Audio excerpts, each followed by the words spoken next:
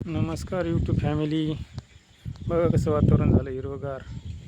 आणि हे पावसाळ्यात अशा प्रकारे वातावरण तर आमच्या गावाकडं बघू शकता तुम्ही. अशा प्रकारे हिरवगार वातावरण झाले. आणि आज अशाच वातावरणाचा एक व्हिडिओ घेऊन आलेलो आहे मी.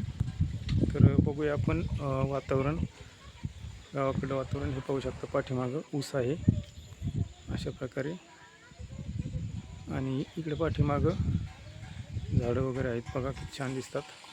चला तर पाहूया आपण वातावरण आपल्या गावातील. पाठीमागच्या कॅमेऱ्याने दाखवतो मी तुम्हाला.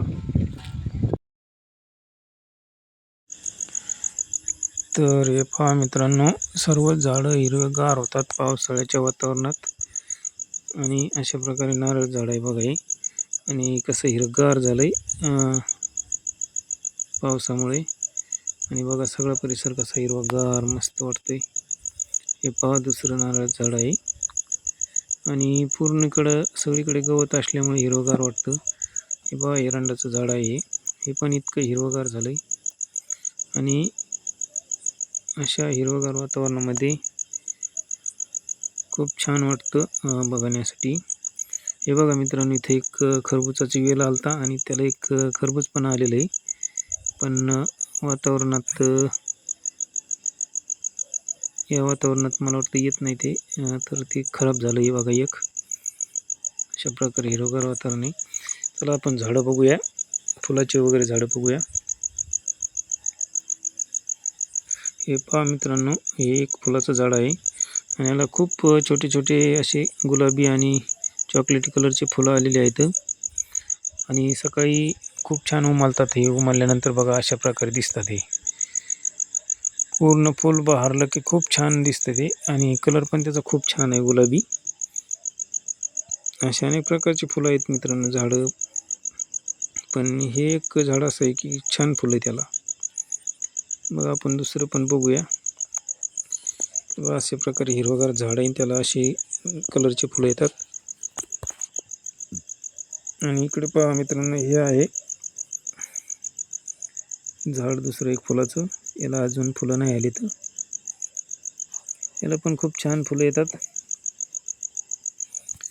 आणि हे चाफ्याचं झाड आहे बघा, चाफा, गुलाबी चाफा आहे. याला गुलाबी पांढरा चाफा असतो, आणि हा गुलाबी चाफा आहे. तर हा पण हिरवागार झाड आहे पावसामुळं. आणि इकडं पण खूप छान आहेत झाडं, फुलं. हे पाहू शकता, याला पण खूप छान फुलं आलंय. आणि मित्रांनो, हे बघा पांढऱ्या फुलाचं झालंय, गुलछडी.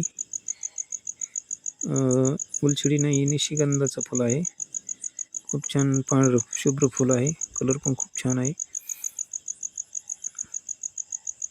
हे पाहू शकता मित्रांनो, पूर्ण फुलाचे झाडं, पण छान फुलं आलीत सगळ्याच झाडांना. बदामाचं पण झाड आहे.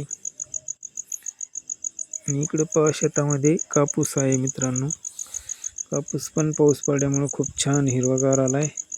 कापसामध्ये मित्रांनो बघा पालक लावलेला आहे, पालक पण छान आला आहे. आणि अशा प्रकारे फुलाचे झाड आहेत सगळे मित्रांनो आपल्या परिसरामध्ये. हे मोगऱ्याचं झाड आहे, याला मोगऱ्याला फुलं पण येतात खूप छान. आणि हा बघा दुसरा चाफा आहे. हे पहा शोचं झाड आहे मित्रांनो, हे पण खूप छान आहे. प्राजक्ताचं झाड आहे मित्रांनो, हे प्राजक्ताच्या झाडाला पण खूप छान फुलं येतात. होऊ शकतं आपण प्राजक्ताचं झाड. अशा प्रकारे हिरवगार निसर्गरम्य वातावरण आहे.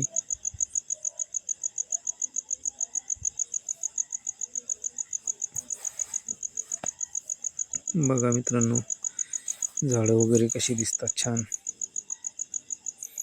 पावसाळा म्हटलं का हिरवगार वातावरण आलंच मित्रांनो, आणि सगळीकडे हिरवगार असं वातावरण होऊन जातं. आणि खूप छान वाटतं पावसाळ्यामध्ये. बघा कापूस आहे आपला ह्यो, आणि पूर्ण कापूस छान आलेला आहे.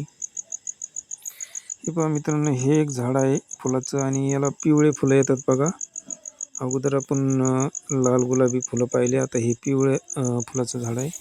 आणि नक्की सांगा कमेंटमध्ये कसल्या फुलाचं झाड आहे, याला काय म्हणतात.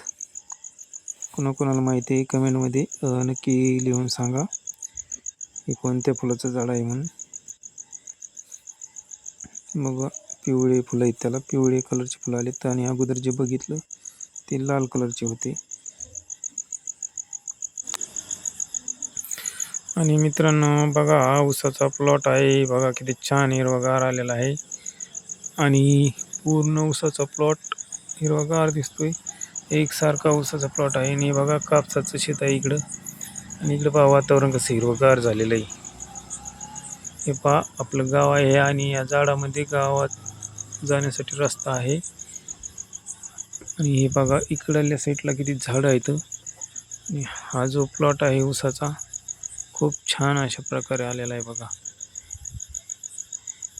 बघा उंचावरून आपण शीन घेतलेला आहे त्यामुळं खूप छान दिसते आणि दिवस मावळाचा टाईम असल्यामुळे अशा प्रकारे शीन दिसतोय. बघा हे पहा परिसर कसा छान हिरवागार झालेला आहे. मित्रांनो पाहू शकता आणि व्हिडिओ कसा वाटला नक्की कमेंटमध्ये सांगा मित्रांनो. आणि व्हिडिओ जर आवडला लाईक करा, शेअर करा आणि चॅनलला सबस्क्राईबर करा. तर बघा अशा प्रकारे हिरवगार वातावरण आहे, पाहू शकता तुम्ही मित्रांनो. हे पहा कापसाचं शेत आहे आपलं आणि पलीकडे ऊसाचं शेत आहे. तर मित्रांनो कसा वाटला आपला व्हिडिओ नक्की कमेंटमध्ये सांगा आणि आवडल्यास लाईक करा, शेअर करा. अशाच नवनवीन ब्लॉग पाहण्यासाठी चॅनलला सबस्क्राईब करा. भेटूया पुढील ब्लॉगमध्ये, तोपर्यंत नमस्कार.